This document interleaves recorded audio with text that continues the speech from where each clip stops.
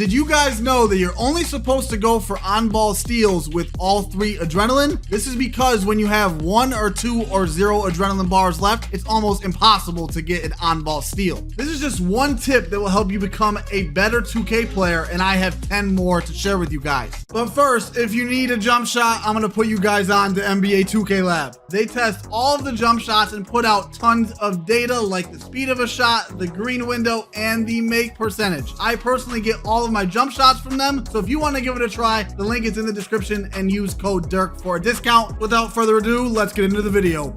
Okay, so back to the on-ball steals. Is it possible to get a steal with less than 3 adrenaline? Yes, but the odds are greatly reduced. This right here is 91 steal versus 52 ball handle, and look how many attempts it takes me to get the steal. The reason for this is your defensive attributes are slightly decreased after each adrenaline bar is lost. Now, this does not include bump steals and blitz steals because that has nothing to do with the actual steal attribute itself. Now, what about lane steals? Yes, here's a clip of me getting a lane steal with only 2 adrenaline. The tip here is to only go for a steal or a passing lane steal when you are fairly confident you'll get it. You do not want to waste that first bar of adrenaline for no reason. Tip number 2, watch my teammates. This is super OP. Look how they get launched to the 3-point line. This is called a slip pop. It's super effective because you're faking the roll or the slip and then getting launched out to the 3-point line. This is a great way to get a wide open 3. The guard and the big have roles in this, so make sure you pay attention. Let's start with the person that is setting the screen or the one that is slipping. As soon as you see your player roll or start to go towards the basket, you're going to tap the right trigger and pull back on your left stick towards the 3-point line. That is all you do. Now for the guard, the timing on your part is very important. As soon as you see that your teammate starts to go back, even in the slightest bit, that is when you throw the pass and you'll get the launch animation. If you don't, the animation will be a little slower, but it'll still work. The more you play with your friends, the easier this will become as you build up that slip pop chemistry. I highly recommend to start doing this. It is very hard to guard and very hard to defend, and it's a great way to get a free 3-pointer. Tip number 3, unless you are fully completely beat and completely trailing from behind, you are never ever going to jump. What you're going to do is hold your right stick up. Every clip that you are seeing is not me jumping, hitting triangle or Y. It's just holding my right stick up. The interior contest this year is absolutely broken. If you are between your defender and the basket, even on their hip, and your right stick is up, which is hands up D, you will get a contest. I want you guys to keep in mind that my interior defense on this build is only a 65. Yes, it's only a 65. Watch my teammate on these 3 plays. He never jumps one time because there's no point. If you jump, you're just gonna be out of position and you might get a weird animation. You might not even get a contest. Hands up defense is where it's at. The only time you should ever jump is when you are 100% beat and you are trailing them and they have an easy dunk or layup. That is literally it. There is no other reason to jump. For tip number 4, watch this clip from Joe Knows Pro Am team and tell me what you notice. We have a foul now. Yes, hedge me. They threw the super foul. Release. Mike is bringing it up. Dude. Yeah. Too far back up. Switch back. I'm staying left. I'm here. Reverse, on the way. Foul it! Yes. Did you guys realize how much they were talking on just one play? They talk like that the whole game. Tip number 4 is communication. You need to constantly talk with your teammates if you want to get more wins in NBA 2K24. Communication is super underrated and not a lot of people talk. Like you need to talk. This is the easiest tip to do in this whole video and it's one of the most important. Learn to communicate with your teammates. Tip number 5, let's start off with some trivia and pause right here. What is the correct play to make? Is it A, hit my big, B, hit the corner, C, shoot the jump shot, D, reset? And the correct answer is C, shoot a jump shot, aka a crab. I'm gonna teach you guys about crabbing.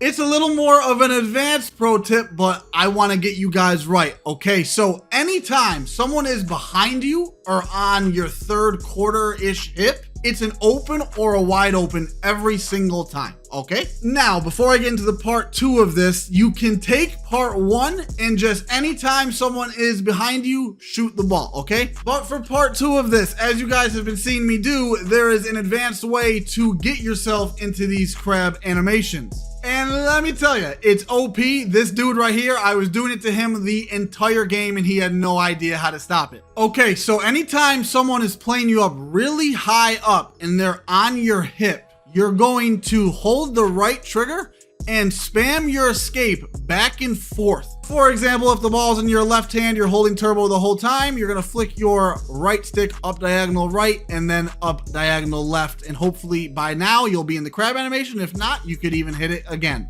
I will warn you, if you don't do it at the right time against a person with high steal, you will probably get ripped. So practice it. It's a little more complicated, a little more advanced, but let's get into the next tip. This is very underrated and not talked about enough, and all of the best players and teams do this. Anytime your team is 90% sure that you will get the defensive rebound, the guard needs to leak out and cherry pick and get a wide open 3 or a dunk. And if you're positive that you're gonna get the rebound, you and your teammate can both leak out. And in the park, this is just free points because hardly anybody ever gets back on D. Everybody is always trying to crash for the offensive rebound. But if it's a close game like 18-18, I would not cherry pick, because if your big man does not get the board and you're on the other end of the court, you're going to give up a wide open 3 and take the loss. Tip number 7 is going to sound like common sense, but nah. Very underrated, and let me explain why. You need to take advantage of the broken contest system on the catch and shoots. I see people pass up on wide open catch and shoot shots all the time, including my teammates. And I would say I play with pretty good players, okay?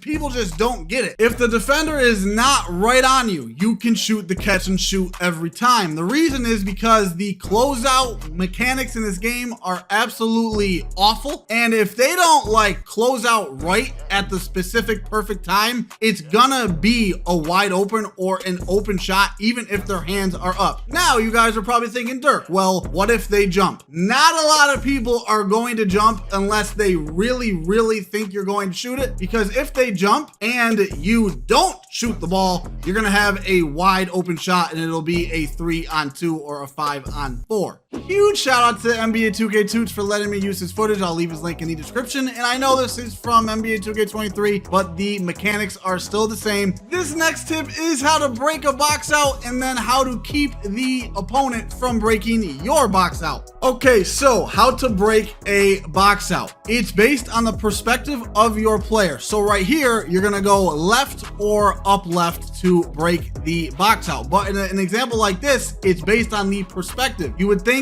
you would go right like that, but no, you have to move the stick in the perspective of your player. Now I'll explain how to box out, and then we will jump back in how to break a box out against a person that knows how to box out. Okay, so to keep a person from breaking your box out, you need to look which way they are trying to break it and then just move your left stick in that same direction. With that being said, if you're playing a person who knows what they're doing, to break a box out is going to be a little harder. You just need to go against whatever they are doing. Quick question, have you ever thrown the ball to the wrong teammate and screwed up the whole flow of the offense, or thrown the ball to the wrong teammate and it caused you to throw a turnover? Well, this is easily fixable, and this is very important, and there's 2 ways to actually fix this. The first one is icon passing, and this is what I recommend. You're going to tap either R1 or RB depending on which console, and then select the icon, and that is how you pass the ball. This is what all of the pros do and what all of the top players do.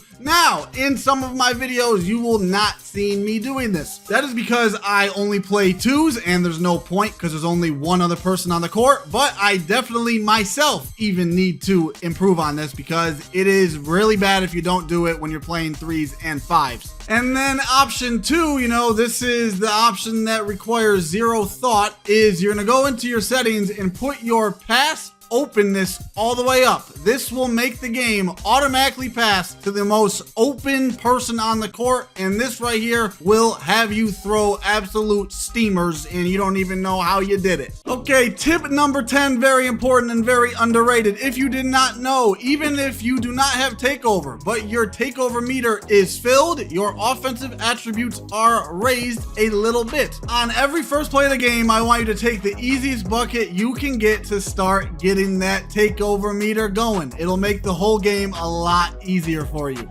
I prefer a pick and slip because you get the assist and you get takeover for that, and your teammate gets a little takeover as well. If you want 5 pro moves that will turn you into a god, that video is on screen. I really hope this video helped you out. I answered to all comments and questions. Drop a like if it did. Have a great day. Go out.